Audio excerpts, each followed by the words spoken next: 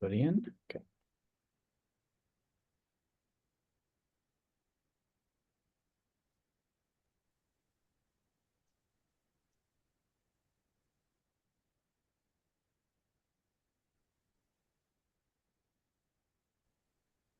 Hello, everybody, and good afternoon. Welcome to the first NASEO Wildfire Forum. I'm Campbell Delahoyd. I'm our Senior Energy Security and Resilience Program Director here at NASEO. And we're really excited to kick off the first of, I think, at least four, but most likely four in total, quarterly wildfire forums. Before we get started, a few very minor housekeeping items. This will be a back and forth actual forum, not just a webinar information push. So we'll have various opportunities for questions to offer questions and provide answers throughout the next hour and a half. We'll also have a longer session at the end for some more deliberate discussion and additional Q&A. We do ask that everyone puts thoughts, questions, comments, links, resources into the chat during the speaker presentations and hold any verbal questions until the respective Q&A or the discussion at the end. During those portions, we also encourage everybody to come on camera. For those of you that are members of the NASEO Energy Security Committee, this is one, replacing the April committee meeting, but two, we find it's a very much more productive environment when we are able to look at each other's faces. So we would appreciate that when we get to those times. Before we really get started, we'd like to thank our partners at the U.S. Department of Energy's Office of Cybersecurity, Energy Security, and Emergency Response. We're joined by a few of those colleagues now, but they've been supportive of and have been doing a great job of informing this effort, as well as NASEO's other energy security related work as well. I'm just going to provide a quick overview of the forum, today's intent, and kind of the big picture of why we're here. But as everyone knows, wildfire season is no longer just a single season. For many states, it extends to a year-round time frame, and the geographic spread continues to grow, and as does the severity. We're here to empower state energy offices in particular, but also the state, local, tribal, and territorial community broadly, and additional critical energy sector partners to better address wildfires and partner together. As everyone knows, we've been anchoring a lot of our work in state energy security planning, and many of you will recognize the themes and methodologies align with a lot of those themes and methodologies from the past couple of years as well. Which brings us really to today's first session, which is focused on wildfire risk assessment. Our overarching logic with the design of this forum is to transfer knowledge from subject matter experts and more experienced practitioners, particularly in the western region of the country, to everybody else who are only recently or might not yet be dealing with wildfires, but might be dealing with them in the near future. So we're trying to capture those best practices and experience and valuable insights and really provide them to folks ahead of time so they can respond and prepare in a more proactive manner and stay ahead of the curve, as you will. So today we have a few specific goals that we're going to cover, and I'm going to review those very quickly, and then we're going to dive right into the presentations. But today we're going to try to enhance state energy offices' understanding in the actions states can take to assess the damage and impact of wildfires, as well as their, on physical infrastructure, as well as their broader social and economic consequences. We're also going to demonstrate how assessing wildfire risks and factors differs from other natural hazards and the growing risk across the country. And we'll try to identify a few support mechanisms for states in analyzing wildfire risk to energy systems by demonstrating and connecting it to a wildfire risk assessment formula, risk value, and providing more specific tools and practices for analysis.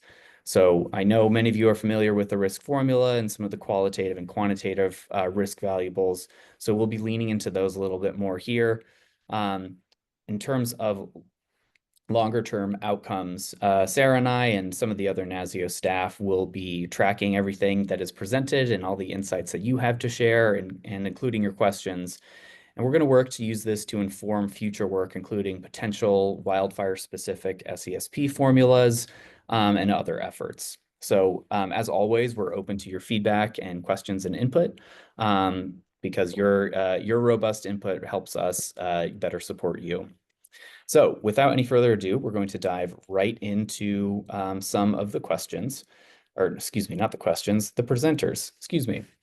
So first off, we have Andre Coleman, who is the Chief Scientist with the Earth Systems Predictability and Resiliency Group at the Pacific Northwest National Lab.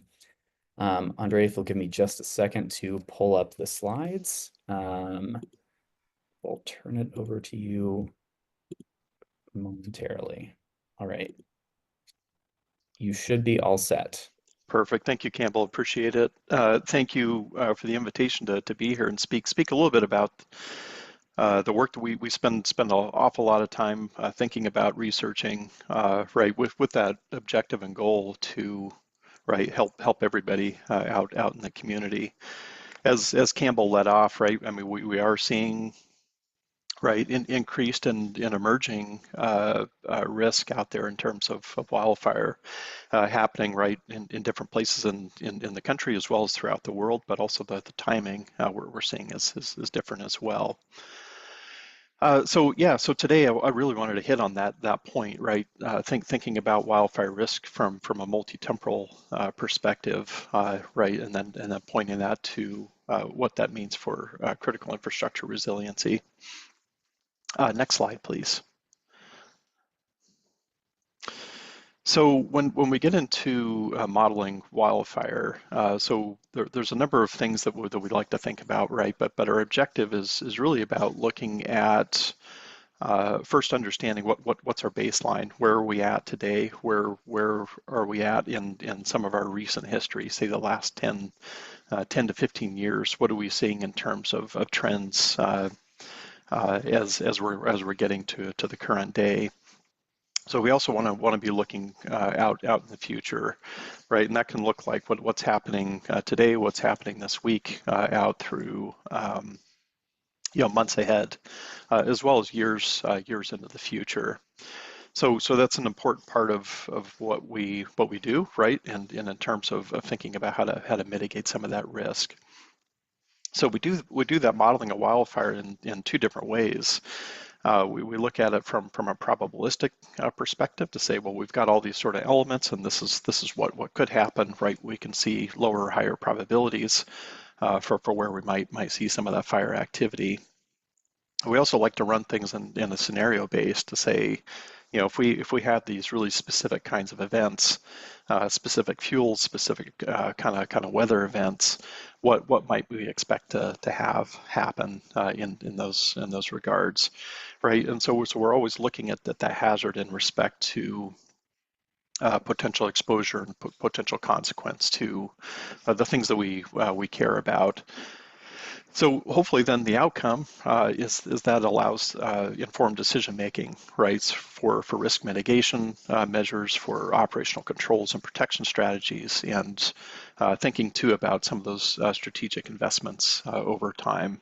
Right, we recognize that these investments can't, right, when we're talking about mitigating risk, there's a whole lot of different ways in which we can think about doing that. None of those really, I mean, there's some things we can do that are kind of more low-hanging fruit, but some of those really take a more strategic, long-term view in assessing those. Next slide, please. So I thought we'd just start off by having just a little bit of well, not really discussion, but a few ideas in terms of the major controls on wildfire.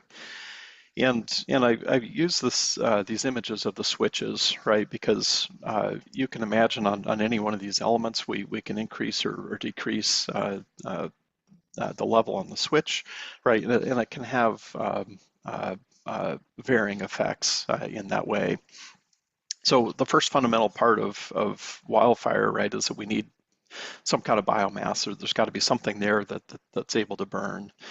And we think about the quantity of the biomass, the type of the biomass, the structure of the biomass, and so forth. And so there's a lot to that alone, right? Are they fine fuels? Are they heavier fuels? Yeah, I got it pulled up. So Um, and so with that biomass, we're really talking about stored energy, right? And then how that biomass is structured kind of brings in some of that connectivity, thinking about how fire might transmit over the landscape.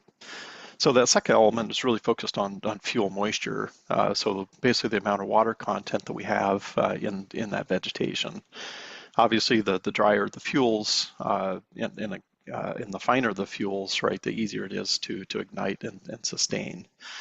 Um, we have, I'm forgetting the stats right off the top of my head, but probably the probably top 4 or 5 most devastating fires in the U.S. were started in areas of fine fuels. That drove some momentum in those fires and transmitted into areas with heavier fuels or into wildland-urban interface areas. So the third switch here is the fire weather and the climatology, right? So this is where we're talking about temperature, we're talking about humidity, winds, and also the terrain in which we're seeing some of that weather occur. So those all have really profound effects on the way a wildfire is going to behave. Next, Campbell. Maybe just click twice on this.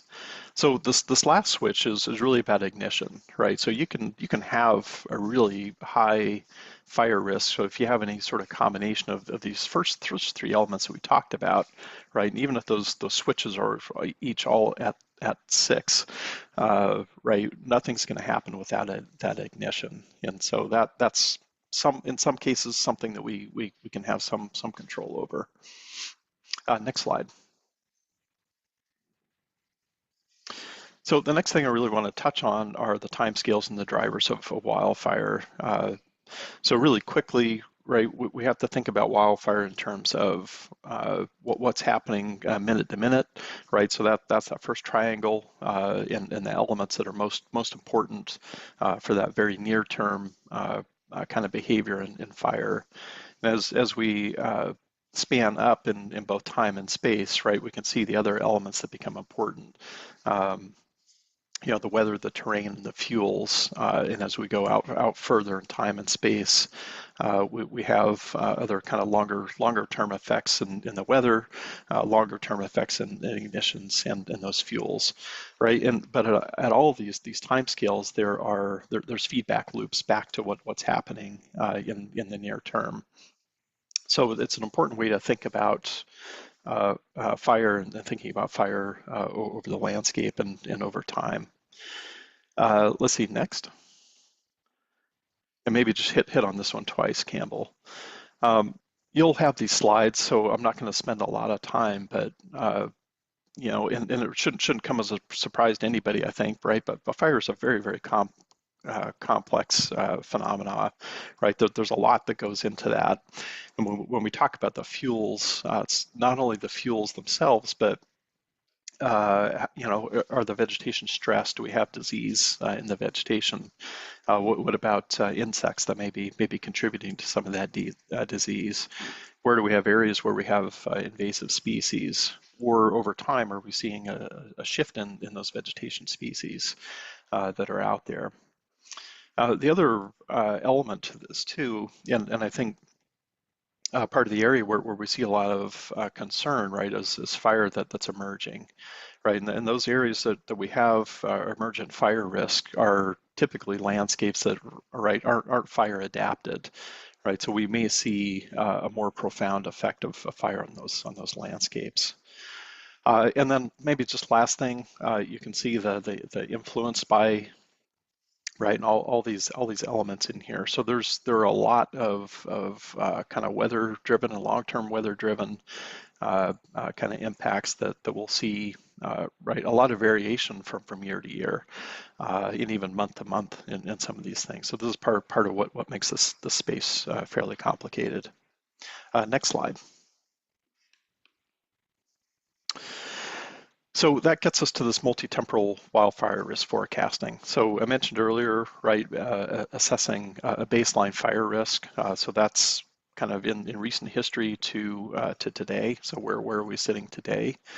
When we do our risk modeling too, and because we are paying a lot of attention to critical infrastructures, we like to run our models in two different ways. One is sort of simulating ignition within corridors to where that infrastructure exists, as well as running those risk models on what we call a landscape-wide model, right? So that can be ignition sources from anything out there, from lightning to various kind of human-caused ignitions. And so, but the reason that we run the models in both ways is because the risk profile can change. So if we're specifically managing to think about infrastructure, right, and avoiding infrastructure from being the cause of that ignition, it may tell us something about how we might need to manage things differently than at least the way that we've seen that happen historically. So in that center column, then looking at that seasonal forecast. So this is looking at kind of that 1 to 6 month forecast out. So really what's going to be happening between now and say October. What parts of the country maybe we might be seeing increased risk, which tells us maybe some things that we need to do in terms of how we operate differently through some of those time periods. And then that third column is looking out in the long term, so from that decade to multiple decades out, and really thinking about how we might see a change in where fire might be occurring, as well as the magnitude of that fire. And then the other part of that is the timing. So in some places we see a shift where maybe traditionally, historically, we've seen fire emerge at certain times of the year. Right. Well, we might see that shift earlier by 2 or 3 weeks, and so forth, and then maybe into the fall that's extending a little bit more. And as Campbell said in the beginning, that we're also seeing this occurrence of fire throughout the year, really depending on where you are in the country. Next slide. The other thing to pay attention to is, and really briefly on the slide, I just have these assessments for regional change and extreme fire days.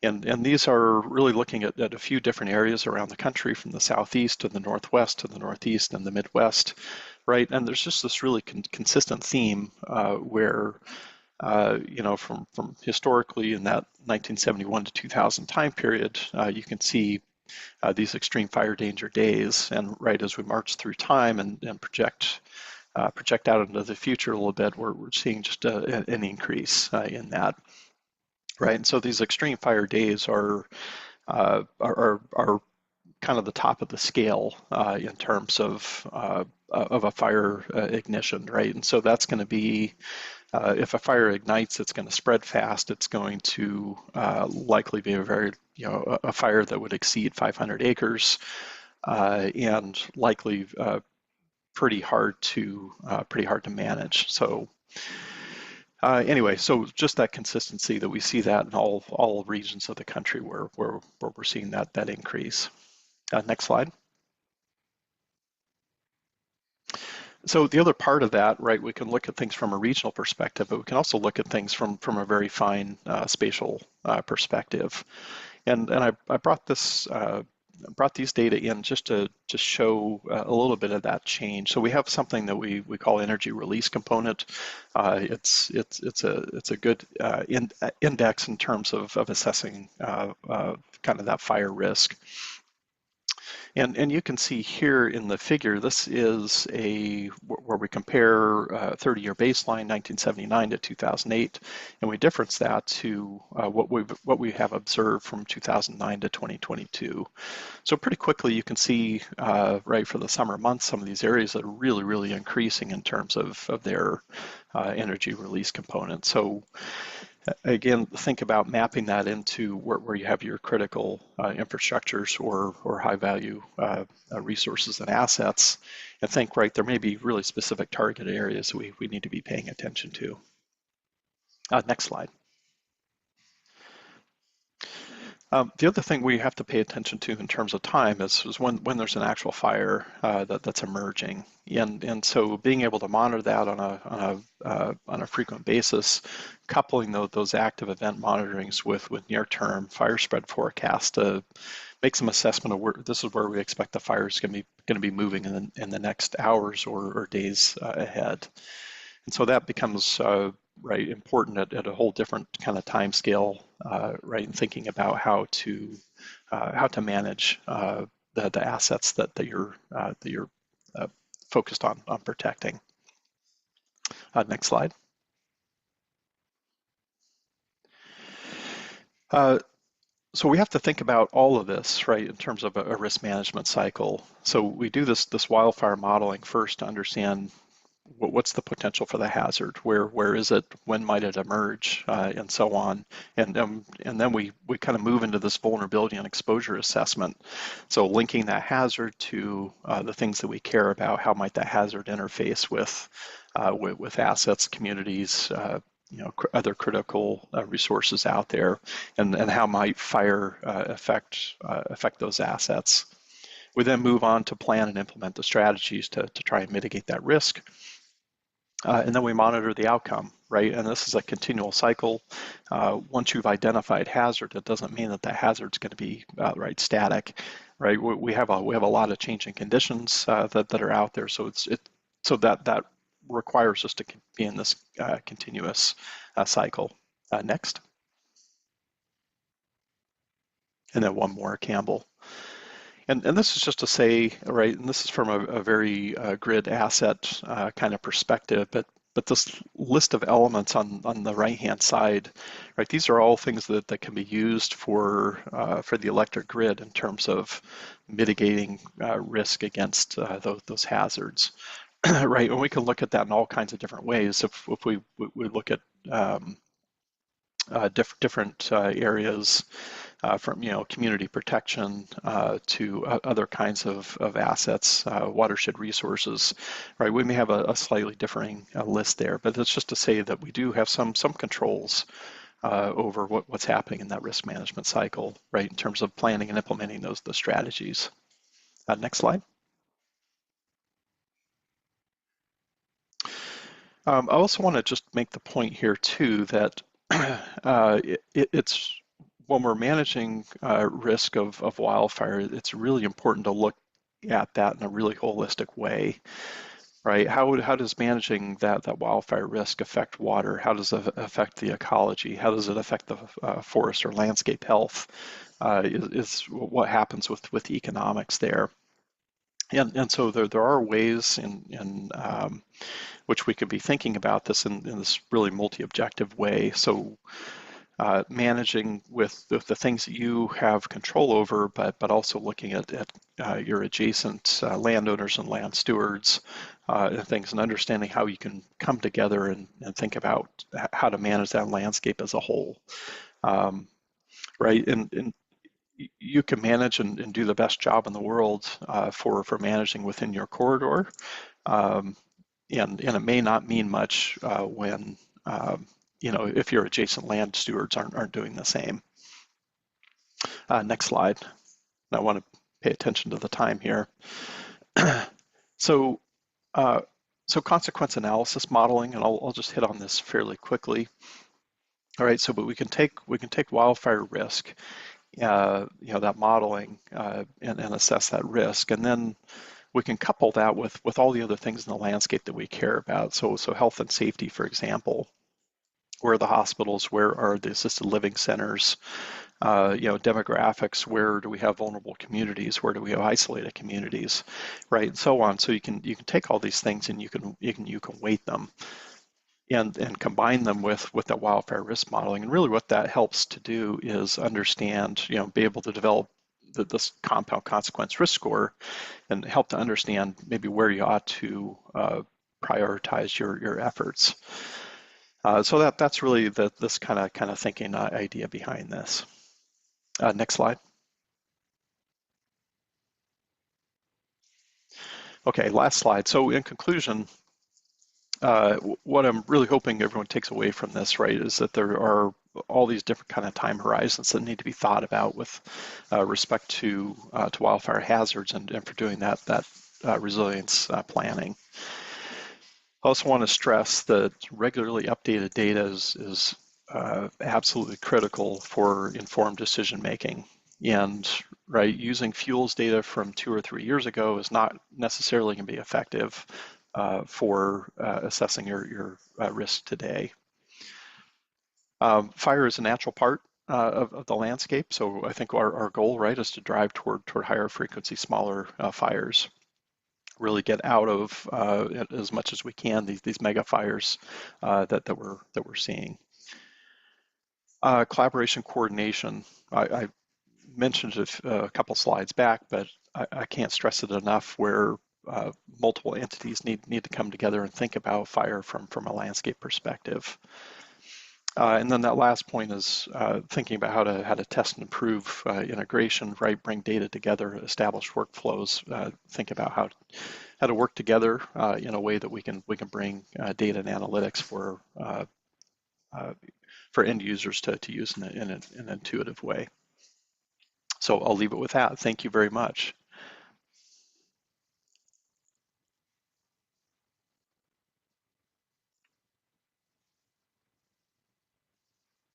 Sorry about that. All right, thank you, Andre.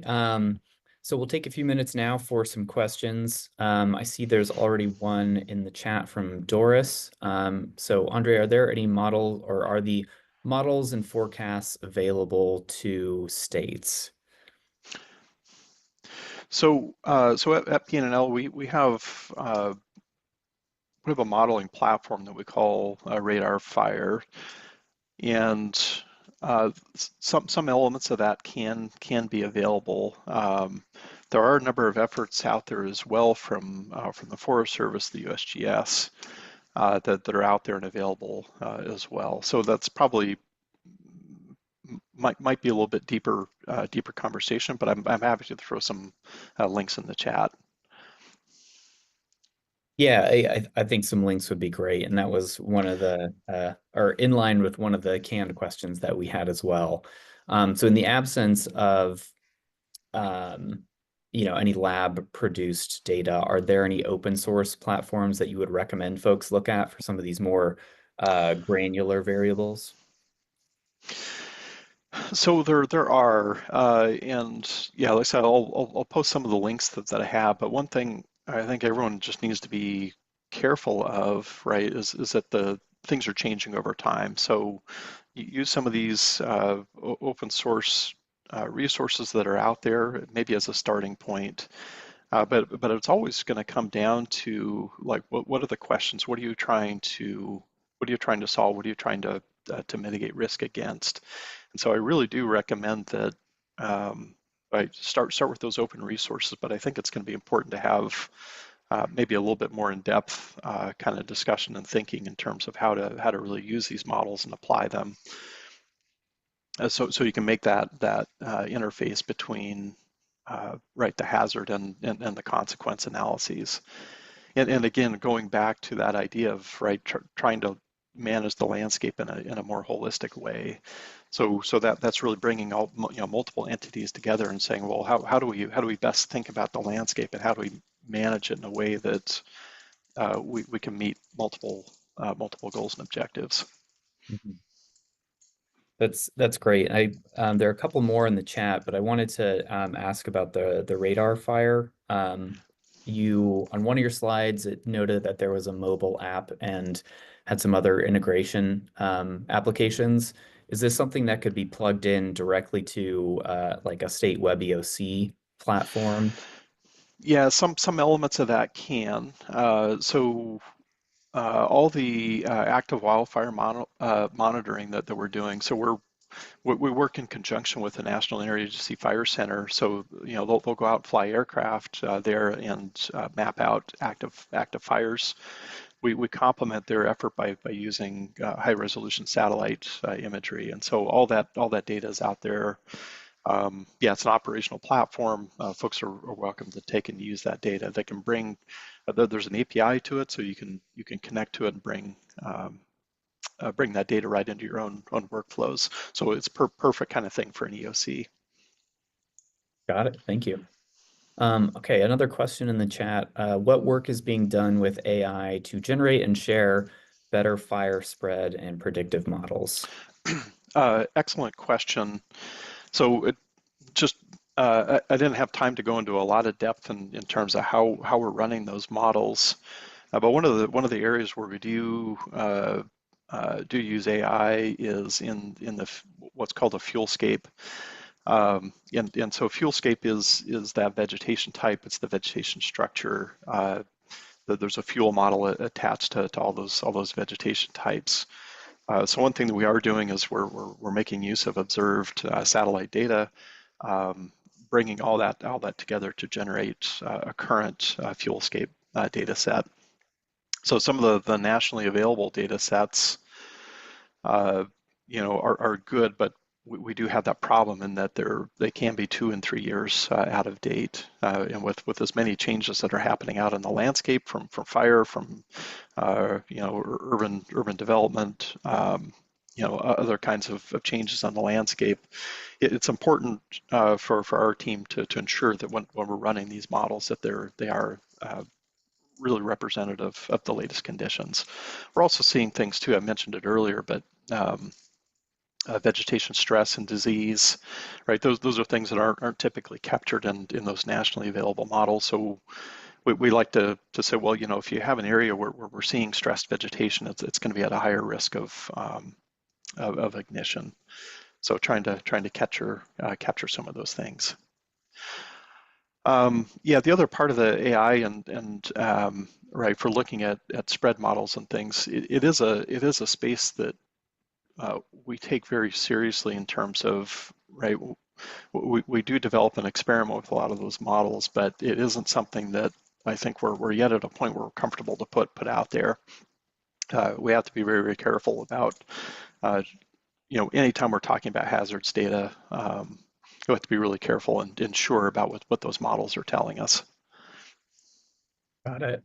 Well, yeah, I appreciate the acknowledged hesitancy with rapidly deploying that. But okay, before we move on to our next presentation, there was a comment in the chat. That was a comment, not a question. But most forest land and range land in the West is federally owned. Mitigation management on that land, therefore, isn't up to state governments.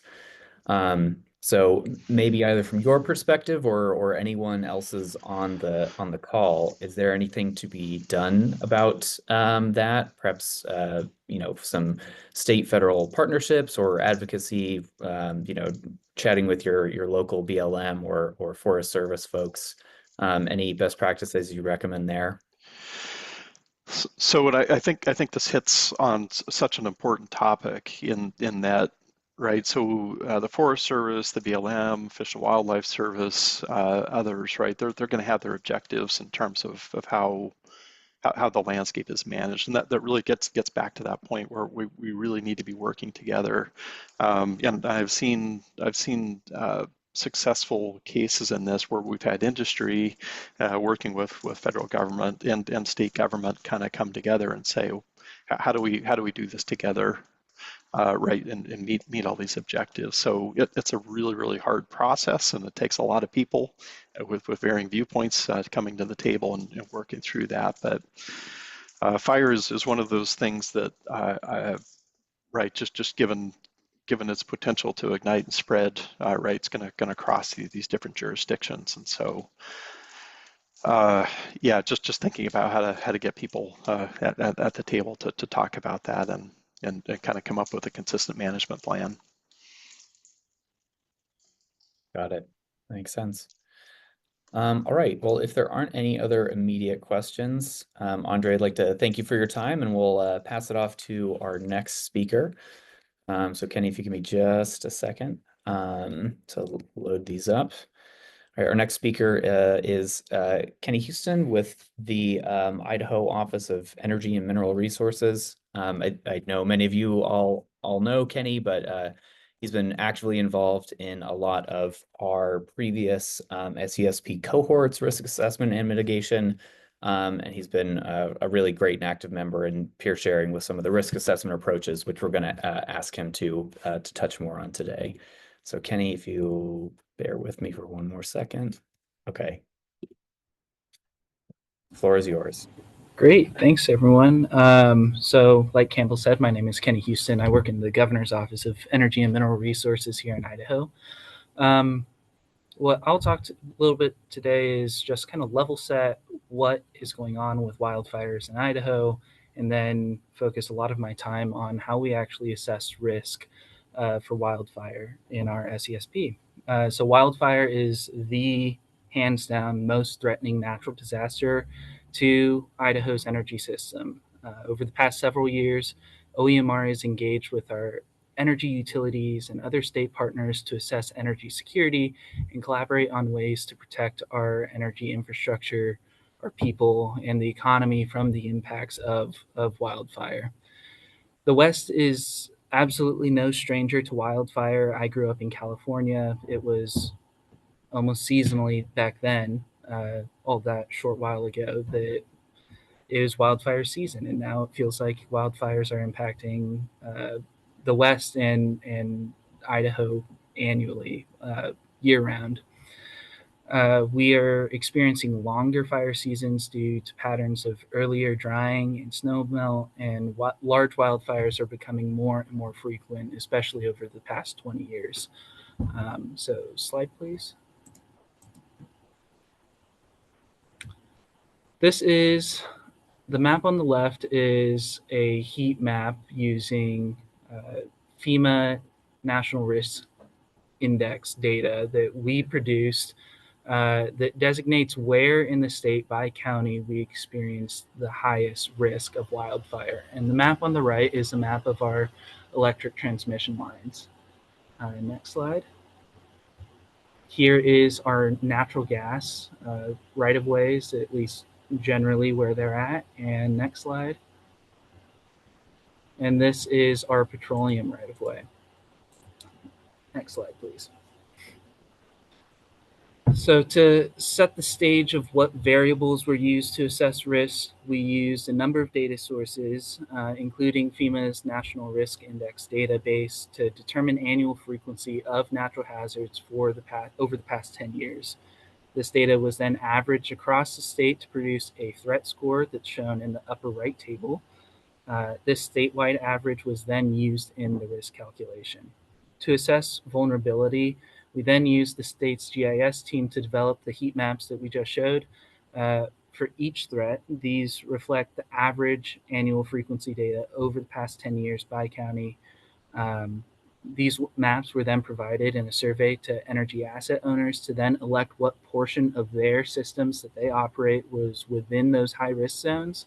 And then they let us know what the anticipated vulnerability to a given threat due to asset age, geographic location, materials used, and a number of other criteria. Survey respondents then had the opportunity to incorporate their knowledge of system resilience to threats, tell us what they thought would be relatively safe from a threat or not.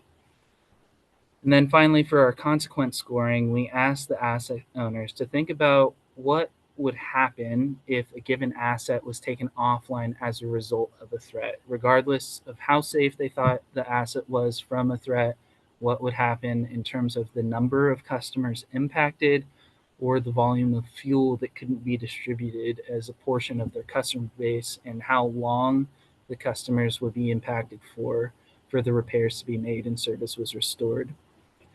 So using data from the PUC, respondent scores were then multiplied by the total portion of the state's customer base. The data from the PUC is in the upper left table. So if, for example, the Idaho Consumer-Owned Utilities Association, or ICUA, was to say that their vulnerability or consequence to a production asset was 3, that score would have been multiplied by 0.11 because they only serve 11% of the state's electric customers. For the natural gas and petroleum sectors, we use the total volume of gas or fuel transported by that company over the total volume of gas or fuel transported into the state. Next slide, please. So these tables are the results of the vulnerability and consequence score calculation for the electricity sector. The scores are listed by asset type in columns 2 through 5, with the overall rating for the sector in the 6th column. What we can see is that not all areas of the electric system are vulnerable to different threats, but the consequence of a bad day if those assets were taken offline is significantly higher.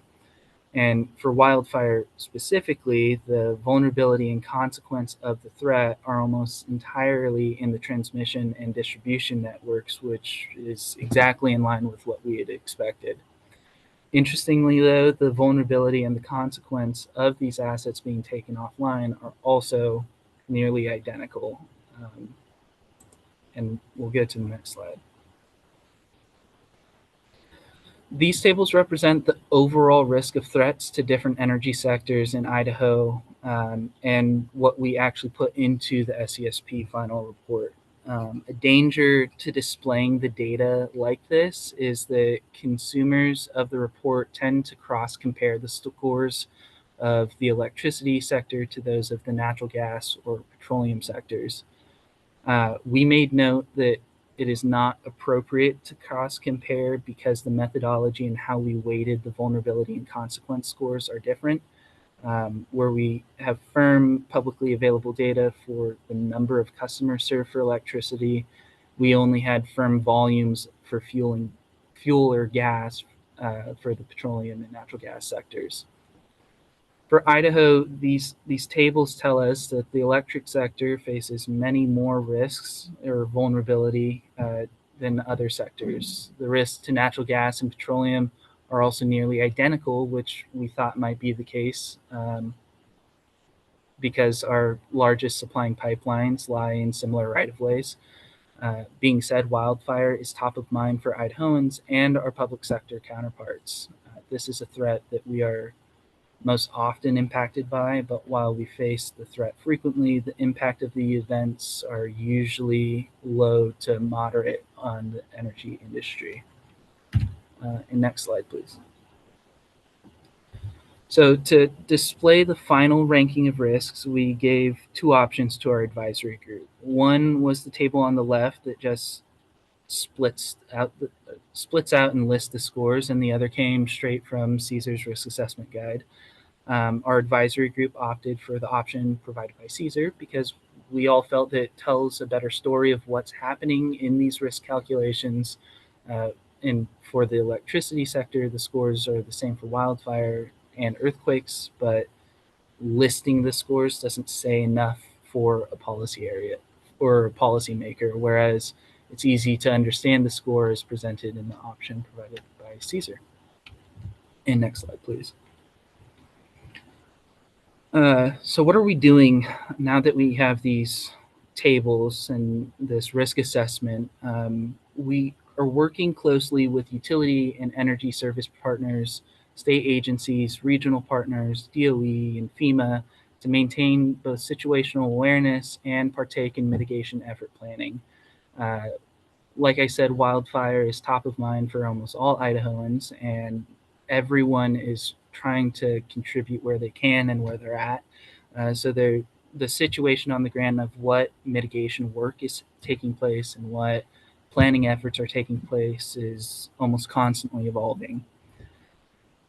So simultaneous to our risk assessment effort, OEMR participated in the preparation of the governor's wildfire report, where a range of stakeholders and agencies contributed to developing recommendations for Idaho to combat and be more proactive with wildfires. And in my speaker's notes, when the slides are shared out, there's actually a web link where you can view the report in its entirety if you'd like. We also currently have 2 grant programs that are dedicating funds to resilience and mitigation efforts. These include the 40101D program and the early detection program that's headed by our Idaho Department of Lands.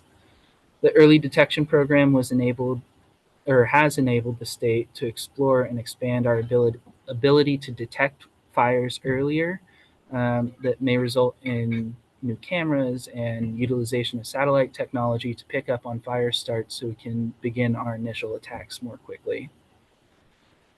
Idaho used state dollars to run a 40101D pilot program before releasing the first round of ERGP. Two project success stories I'd like to highlight include, next slide please, include a project by our largest electric utility, Idaho Power, where they used funds to install fire mesh wrap on 1,600 wood transmission poles in the wildfire-prone areas. And this is actually a success story where they mesh wrap the poles, and shortly after, a wildfire burned through. And you can see in our picture that it seemed to work. And then next slide. Similarly, for one of our smaller co-ops, the Salmon River Electric Cooperative based in Chalice purchased vegetation management equipment and wrapped 562 poles with fire mesh wrap. And in 2024, the mesh protected poles during a wildfire that prevented outages in a nearby town of Stanley. And next slide, I think that is the conclusion.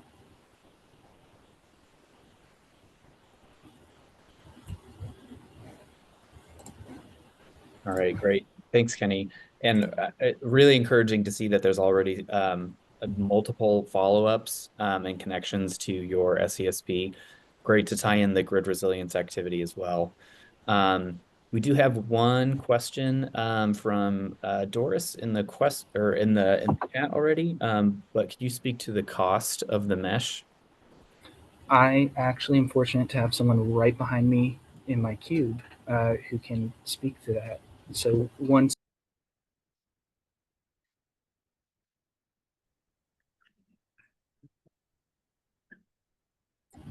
he's not in his cube right now. I know that it is a really cost-effective measure that many of our utilities have applied for in their 40101D round one funding.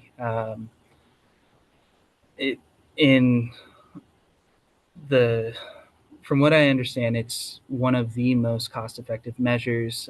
Undergrounding isn't possible and is really costly in a lot of areas in our state, but at least in combination of some kind of vegetation management program where we can provide funding to bring on teams of folks who can clear vegetation around the transmission poles or distribution poles, this fire mesh wrap really does help, and it's extremely cost-effective.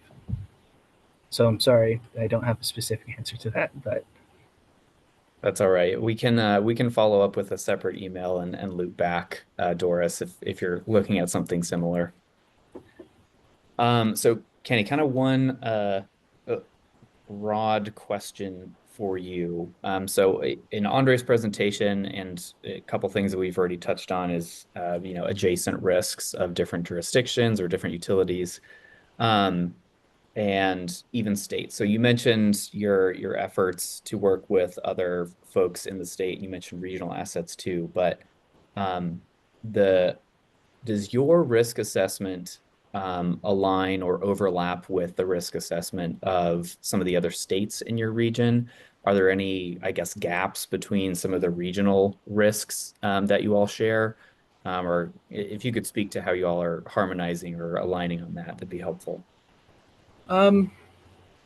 I adopted the SESP project, I think in April of 2023 or 2024, and had a really short period of time to get up to speed and then run the risk assessment. So I know that I was constantly bugging Max Woods in Oregon to ask him, what are you doing? Can you share your notes? So in terms of how we approach this effort, I think that it does mirror some of the other states that border Idaho. One weakness that I might see is that we didn't do this risk assessment. We produced a statewide risk score, whereas states like Oregon broke it up by sub-region of the state, which is really powerful and I think is really beneficial for how you direct funds in Oregon. Being said, we did create threat maps. So just looking at the threat, not necessarily the risk. We did break that up by county, and I think that it tells powerful story and has in fact helped guide some of our applicants for 401D to target the highest risk counties of their jurisdictions.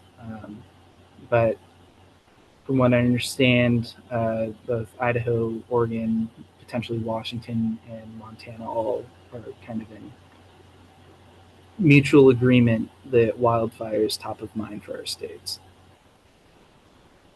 Got it. Great. That's helpful. And Max, I see you on camera. Do you have any supporting comments? I agree with Kenny. The regional coordination, and I also just put something separately in the chat here, sort of tangential, I guess. Regional coordination on energy issues is just so important. Maybe I'll just reiterate that point that Kenny's making, that probably all of us know. Electricity systems, fuel systems, natural gas systems, I don't think any state, I guess maybe Hawaii or Alaska, or any other state is sort of on its own for any of those systems. Like we have coordination with all of our partners for all of those systems. You know, in the Northwest, we have the Bonneville Power Administration handling high voltage transmission, which crosses all states, run by a federal agency.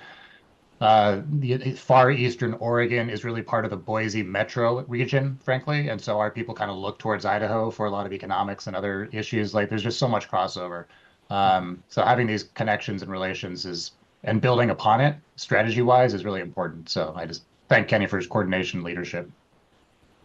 Yeah, in fact, I think there is a pretty big wildfire right on the Idaho-Oregon border this past fire season that evacuated the town and involved a lot of interagency and interstate coordination between Oregon and Idaho to combat that and dispatch resources. So it's really Idaho Power Company provides electricity to Eastern Oregon.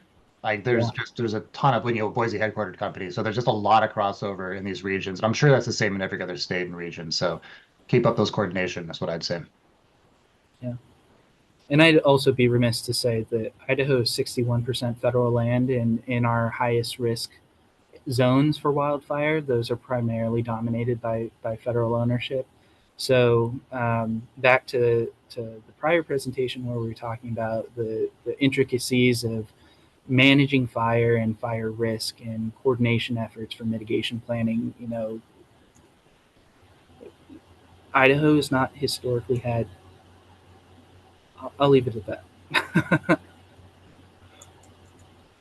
Fair enough, but appreciate your insights. But Max, I do want to turn to your question in the chat. I don't think I can give any solid answer.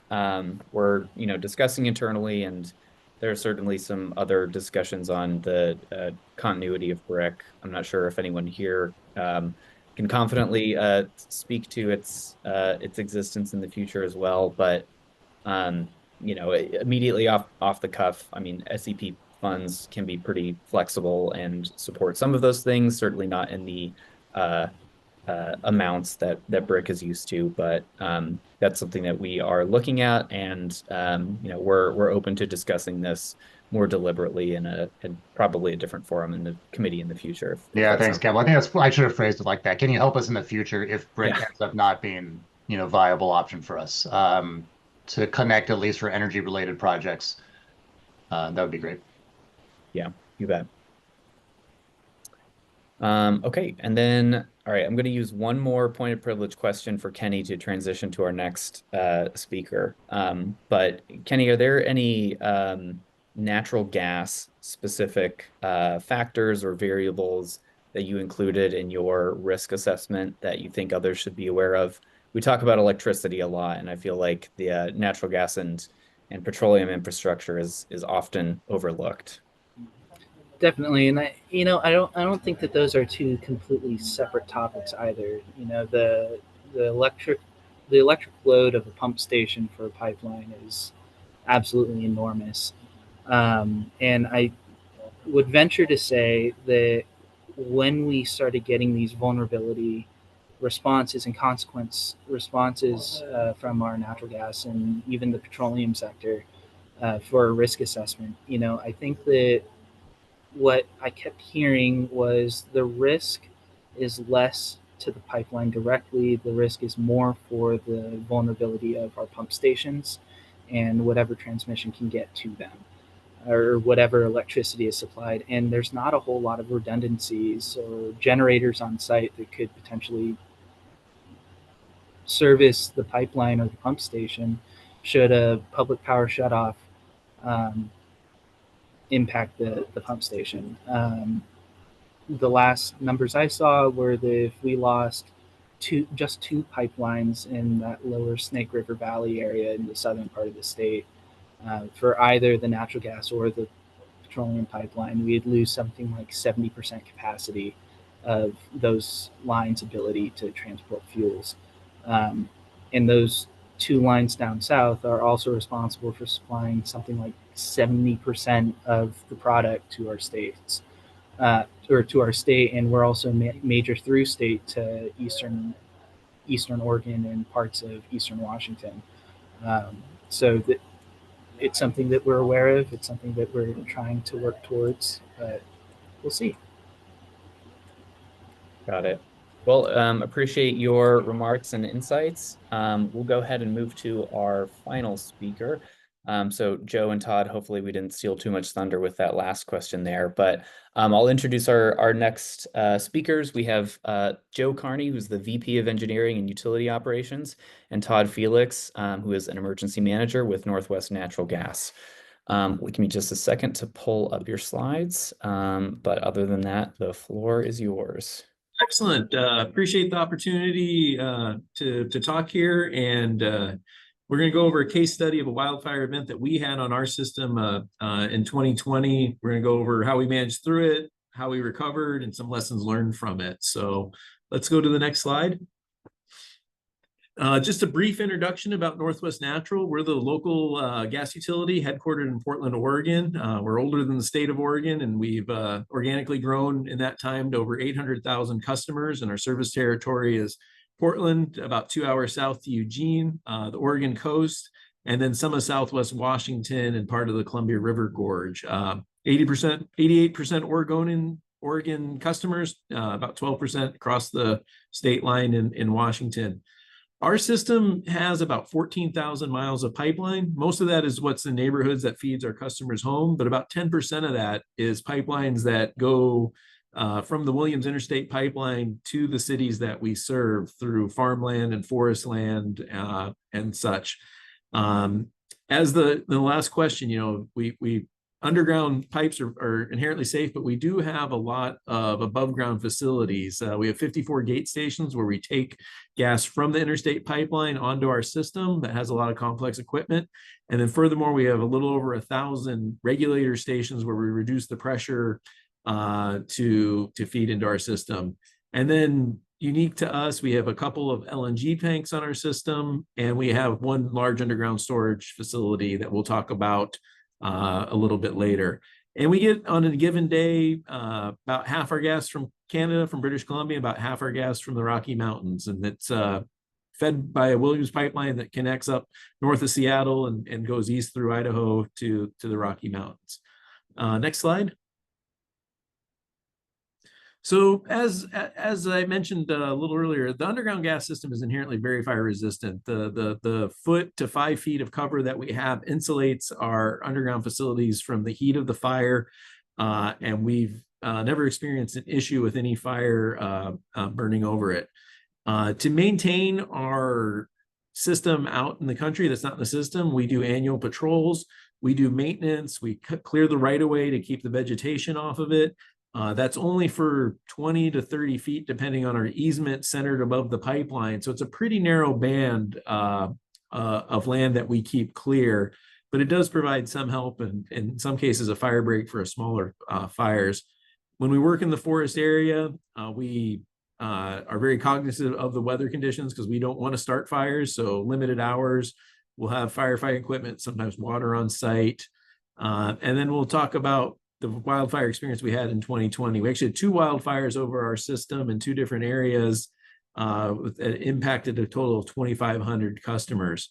Our overall philosophy with the wildfires is to proactively isolate the gas system in areas that are under direct fire. We don't want to fuel the fire. So we want to, if we feel the fire is going to be over or next to our facilities, we will isolate it and blow down the gas from it. So we're not continuing to feed the fire.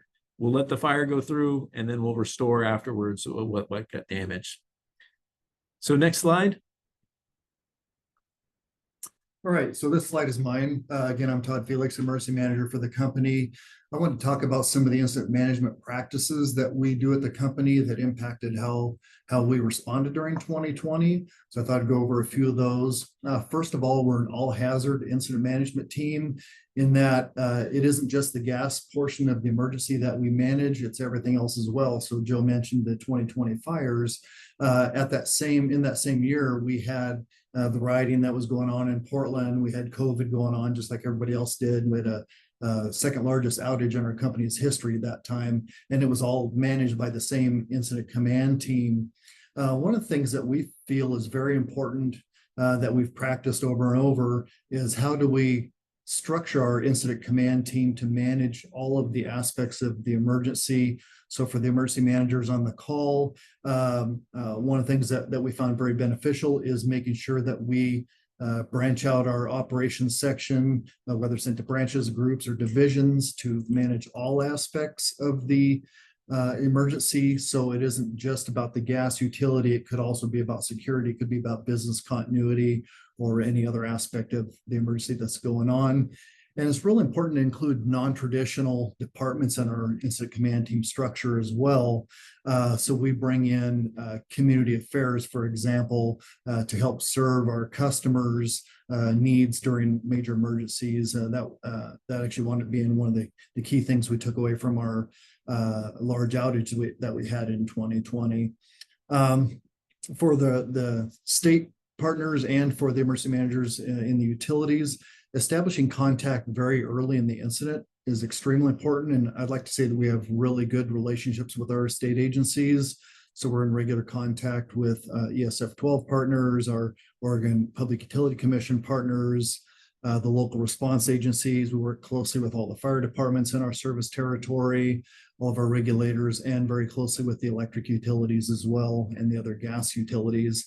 And I know that the coordination point has come up a couple of times in today's presentations, and I think that is one of the key takeaways from today is the need for both the utility side and the government side to proactively work together on these. One of the things that we have a practice of doing and have done for many years is including our regulators and response agencies in our training and exercising efforts. So if we're conducting an exercise, we will invite that jurisdiction that's in the scenario into our exercise to be a player, not just an observer in that exercise. And then another thing I think that's really critical is to establish some of those communication and information sharing pathways ahead of time.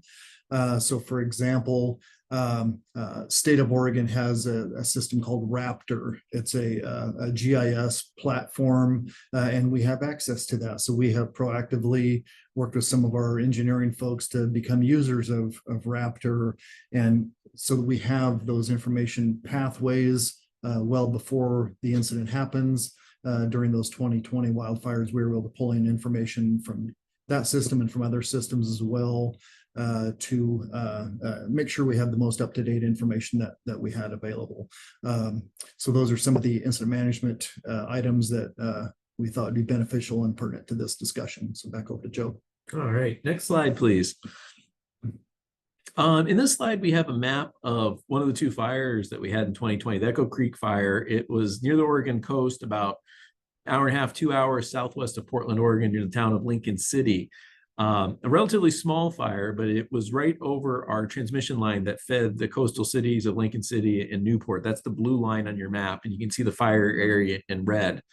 The fire was the hot, dry conditions, a very strong west wind pushing the fire, moving very rapidly. So we quickly made the decision to shut down 24 miles of that transmission pipeline and blow down the gas in it so it wouldn't feed the fire in that area. We also shut down over 20 miles of distribution main because we were concerned, and we were hearing from fire incident command that there was a good chance it was going to go into Lincoln City. So the yellow area is Lincoln City with the orange pipe. We shut about half of that down proactively, 1,300 customers and some scattered customers that were in the more rural areas. And we were prepared to shut down about another 1,500 if we had plans in place to shut down an additional 1,500. Most of that, what you see on the map there, if the fire continued to spread. Luckily, the winds changed. The fire stopped right as it hit the city boundaries, and so our damage was minimized in the city. But in the countryside, we had a lot of those regulator stations. Houses got burnt down, and so if we go to the next slide, talking about the restoration, it was pretty eye-opening for us on how much longer it took and how difficult it was. So we go to the next slide, please. So a couple of things, just the air quality was not something we had accounted for. We knew the smoke, but when the fires were done, we had a lot of other environmental concerns to worry about: asbestos from roofing material, metals, and it was pretty much a one big hazmat zone. So our employees had to be in respirators and N95 masks to do all the work. We needed to get the permission from the Wildfire Incident Command to return to those areas, and that took longer than we anticipated. The underground facilities were fine, but each place that there was a house damage, we had to go down to our pipeline, isolate it before we could restore service, and that added a few days to our time period. That's what those people in the picture are doing, is they're cutting off the service at Maine to restore the tightness of the gas system so we could reintroduce gas. And then even for the houses that were undamaged, our restoration was much slower because customers are very slow to return too. Sometimes days, sometimes weeks later before they come back. It could be because it's a vacation home, or it's hard for them to get back into the area because of the damage around it for that. So, well, this was a smaller event. In a larger event, a company our size, if it had been much bigger, we'll use mutual aid, but we'll bring in other gas companies to help us out.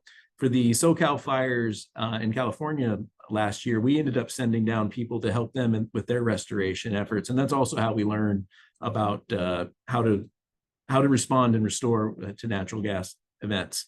And if we can go to the next slide. In this slide, I want to talk about our underground storage. We have underground storage from depleted reservoirs in the coastal range, about an hour and 15 minutes northwest of Portland, surrounded by forests. It's really our highest risk facility from a wildfire, forest fire perspective.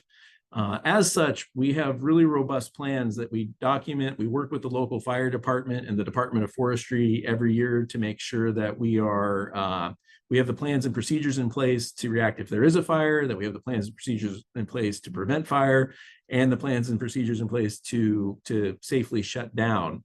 So during the year, we work hand in hand with the Oregon Department of Forestry to determine what the threat level is, and there's certain activities we will and will not do depending on how dry and what the weather conditions are. We've designed all of our wells underground to have the sensitive components underground. So if the fire gets close enough, we can isolate it and the gas can remain underground, and what gets damaged above ground is easier to replace. And the more sensitive stuff will be quicker to restore underground. We have fire suppression systems at the perimeter of the station to help prevent embers from crossing over the fence line and to keep it as safe as possible there. And then we work very closely with the local fire department, even to the point of funding them, because it's a little bit of ways from the next big town, if you will. So we want to make sure that we have an adequately staffed and equipment. They have enough equipment and can handle something quickly if something were to arise. And then at the last case, if things get really bad, we have evacuation plans. We'll hit the big red button and wait for the fire to pass and come back and restore when complete. Next slide. And then the final slide, this is a picture actually from the SoCal fires and the Palisade areas. As I mentioned, we went down and helped them with restoration. So as an industry, the natural gas utilities are really good about sharing information, talking about what we've learned. And for me personally, the big eye-opening thing of the SoCal fires was how it crossed from the forest into the city and sustained itself in the city. From my perspective, our wildfire risk was only in the forests, and once it hit, the city limits, it would it would stop, for some magical reason. And that really isn't the case. So it's really causing us to look at, are our above ground design standards correct? Are the, we used to put a lot of, wood sheds around to keep equipment from getting wet up here in Oregon. Like maybe those should be metal. Are we putting our critical facilities in the right location? Maybe they shouldn't be right at that forest urban divide. If we can we put it somewhere where there's less of a risk of wildfire? Do we have all the right valves in the right locations that we can shut off what we think are our higher risk areas? Because I do feel that wildfires are going to be something we will have to manage through. We won't be able to prevent moving forward. And do we, for some really sensitive or large or impossible to move things, do we need other mitigative measures like the fire suppression we have at our underground storage facility at MIST? And then last is like, do we just need to move some stuff to make it safe? Because I think really when I think about wildfires, I think a little bit, our focus was for so long was just on earthquakes, and it's about resiliency. Is how do we make it so as much of the system can survive the event, and then for where we think or we know things will break, how can we as quickly as possible restore them so we can start supplying energy to our customers and help areas rebuild? And so that's our philosophy and what we've taken from the events that we've experienced and others in industry have experienced. And that's my last slide. So we'll go to questions.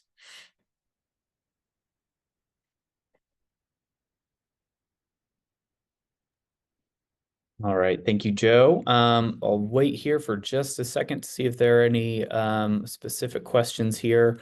I know Max Woods from Oregon Department of Energy was on earlier. I think he had to drop. So I'll give it just a minute and then we'll move to the canned questions.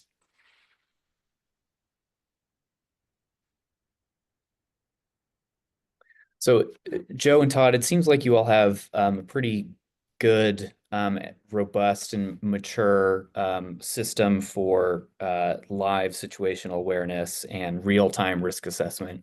So I was wondering if you could share any more information on how you balance your proactive shutting off of lines versus customer interruptions, and kind of what's the threshold and trigger there. That's a really good question. I mean, we work really closely with the Fire Incident Command on where it is. We don't have a blanket rule. Like if it's at a level 3 evacuation, we shut off the gas, or, level 4 must go, because we know it's going to take several days to several weeks to restore. So we'll try and isolate as small of area as possible in the, the directly impacted or eminently directly impacted areas. The only time we might go a little bit more broad is if we don't think we can get our people can get access at a certain point, and that can become a big issue too. Got it. Makes sense. Thanks. We had another question just put in the chat. What advice would you give to states designing support programs for natural gas in terms of hazard mitigation? I think that's, I hit a little bit on the point is I think it's, there are existing regulations in natural gas through your distribution integrity management or your transmission integrity management, where you can look at the threats to your pipeline system and say, we need automatic shutoff valves here, or we need to move this station based on the threat of wildfires. I think for, my own experience, I think it's one, making sure that the companies in the areas that need to are elevating the threat of wildfires, because I think it was really lower on the list kind of mentally until we saw what happened either to ourselves or to SoCal. So making sure that it's on the radar, that they're putting something, they're really appropriately addressing the threats. I think the other side of that coin is they also, if they can help support with their commissions about funding those projects through rate cases and stuff, getting support on those, because we can have a lot of good ideas, but we're not going to do something that we won't be able to get put into rates. If that's just, we can't, we need to have the support to spend the money too. And that's usually a different group than the people we're talking to today. Indeed. Moving on to the next question in the chat. This is more towards your logistics network, but does Northwest Natural utilize rail or truck to transport LNG? Looking at assessing those networks and this. Very, very little. The LNG plants that we have on our system generate the LNG, make the LNG on site. And so when demand is low in the summer, they'll take the gas, refrigerate it, and put it in the tank so we can use it in the winter. So we'll do a little bit of trucking to top off if we need it, or to maybe move it around the system, but it's pretty minuscule for us.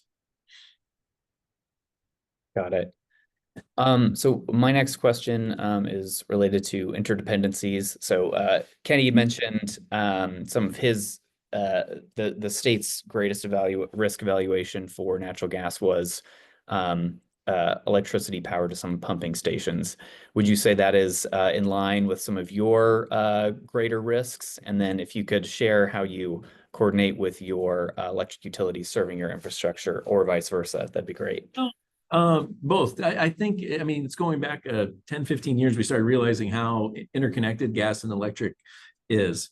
We're lucky in that I think Williams has, the pipeline feeds us, has more gas-fired compression at this point, but as they work to do improvements, they are putting more electric fired. And that's really a big risk for us that we don't have a huge amount of control on, because that's Williams pipeline, which brings gas to us. On system, most of our regular equipment is mechanically driven, so it's passive, whether it has electricity or not. We have battery backups for maintaining our monitoring, and then our big plants have large generators. What I think we also have is our mist underground storage has dedicated reservoir and a dedicated pipeline that goes right to Portland General Electric, two of their big power plants nearby, and it's 100% for them to feed, and so they can get through disruptions themselves. And that's been something they've used in cold weather events, and I think it improves the resiliency of the energy network for both of us in that way. Got it. Great. Okay, one last question for you all, and then we'll kind of turn it over to a more open forum and questions for everyone. But in our prep call, we had discussed some of the cascading impacts of wildfires, particularly related to landslides, and destroying the vegetation can have an impact on the soil, and then therefore some of the pipelines. So I was wondering if you could share a little more insight on that, and what any risk assessment approaches you have for post-wildfire landslides specifically. With our annual patrols, we look for new landslides or areas that are at risk for it. We definitely see areas that are either logged or been burned have a much higher risk of landslides. We've, over the last 20, 30 years, actually moved some of our pipelines out of high-risk landslide areas just to mitigate that. But we also, when we have heavy rainfall post-event, we'll go out and inspect those high-risk areas and try and catch it before the failure, because we might be able to do some, we might be able to dig up the soil around it, relieve some of the pressure, or at least have an isolation plan. So we actively monitor, and where we have to, we'll move the pipeline. Very good. Yeah, that was a really interesting and a unique tidbit that that was relatively new for us during the prep call. So I appreciate the extra insight there. Excellent. All right. Well, we'll open the floor up to anyone and any of our speakers, except for Kenny. He had to hop off, but Andre is still here. So pause here for just a minute, and if anyone has general questions for our speakers or for the group, any concerns or thoughts or reactions that you've had to our discussion today. Chris, I see your hand up. Hi. I apologize in advance. I have sick at home, coughing in the background. I had a question about, I'm in Minnesota for one, and we have a lot of independent power producers, particularly solar farms. And while we have a robust set of protocols to work with our regulated utilities, these entities aren't regulated in the same way, and so they have different protocols for fire. I live in rural Minnesota, and we've had some incidents recently with solar farms sparking grass fires. We operate a small volunteer department that works with the DNR for wildfire, and most of our fires are grass fires. And I was just wondering if any other states or any of the speakers are aware of a set of best practices or a framework to address, these emerging non-utility power producers that put a lot of this equipment on the ground that has the potential for causing wildland fires.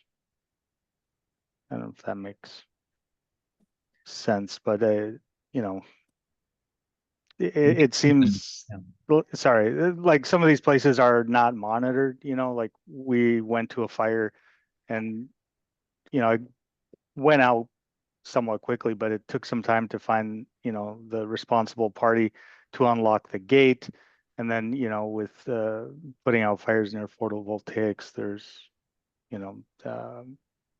hazard risks to the firefighters, and it seems like a space where there isn't currently a lot of robust oversight or protocols in place. So that's it. I'm a little surprised that your Public Utility Commission doesn't have at least one hand with them. That might be something you can lean into, but each state's so different. I've got nothing. Yeah, our Public Utilities Commission regulates public utilities, and a lot of these are, independent developers that aren't directly regulated. And Chris, we have a response in the chat as well from Johanna, but she said our ESF 12 function is outside of our regulators, so we purposefully aim at capturing the non-regulated like you're describing.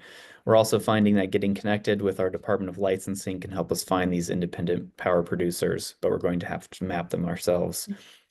And from our perspective, we have not heard anything, specific in terms of assessing this risk or mitigating it specifically. But I know that other states are trying to bring more of the IPPs and solar and DER folks into the fold of energy security planning generally. But the unfortunate answer is it's pretty novel for a lot of folks, and I don't have an immediate answer, but that's something that we'll take internally, and maybe we can socialize during a future committee call too. Sure. Thank you. I appreciate the feedback.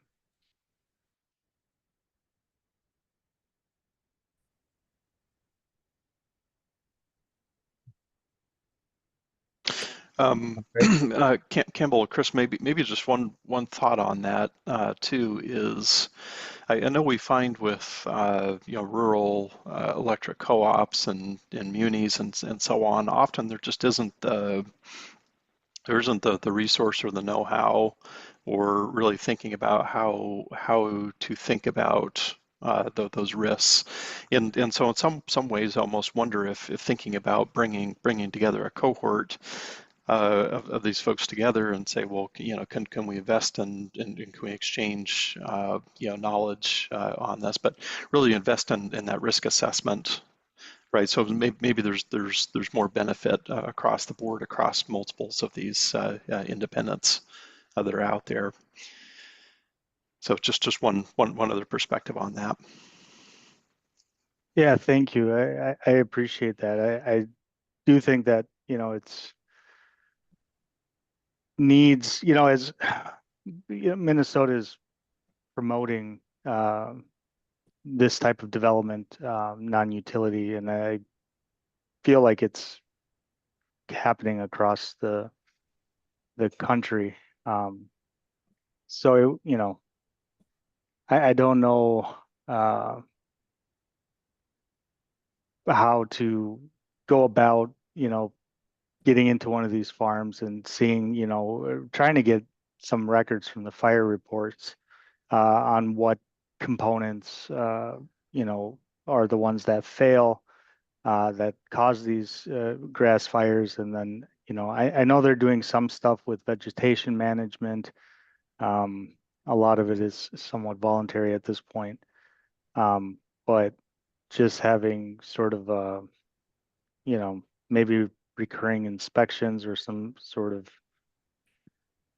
I don't know whether it's the fire department or somebody that has authority to go in there and, evaluate these on an annual basis. Some are more cooperative than others, but I feel like this is a situation where we don't necessarily want this compliance to be voluntary when, especially as there's more housing developed in these rural areas in proximity to the big cities.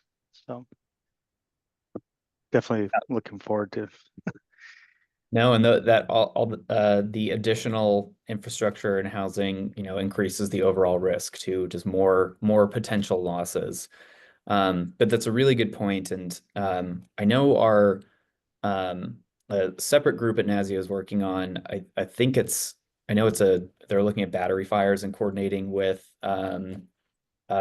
with fire departments. I don't know if that extends to solar assets as well, but there may be some at least relationship overlaps that we can look into there and see if they have something that's specific to what you're talking about, Chris. Yeah, I've been keeping an eye on the work coming out of the Moss Landing studies and litigation, because one, they are looking at more utility grade battery storage facilities here in Minnesota, but we're also promoting battery storage in homes. And, there's an appeal for that here, especially in rural areas where, a lot of people are on propane. So, for backup generation, not necessarily even grid connected, but just, so their freezers don't go out. A lot of people have big meat freezers here, and we've had, I've only lived out here the last 2 years, but we've had, 4 outages due to storms. And, being on a well is new to me, but turns out when the power's out, we don't have water either. So it's, but people are moving out here, and they're developing a lot more housing where there was traditionally primarily farmland. And this particular county was one of the first to develop utility scale solar. And so there's a lot of it already here that's, 10, 15 years old. Sure. So anyway, thank you. Oh, no, thanks for the insight. It's helpful to understand the context too. All right, we are just about up at time. So with our last minute, I'll say thank you to our speakers. We really appreciate your time and insight. And to our state attendees, if you have any feedback or thoughts or outstanding questions, our inboxes are always open. So feel free to reach out to us on anything, well, first of all, at all, but any suggestions for future forums, topic-wise, we'd love to hear it, as well as any questions you have. So with that, I'll say thank you to everybody, and have a great day, and we'll see you all soon. Thanks, Campbell. Take care. Thank you.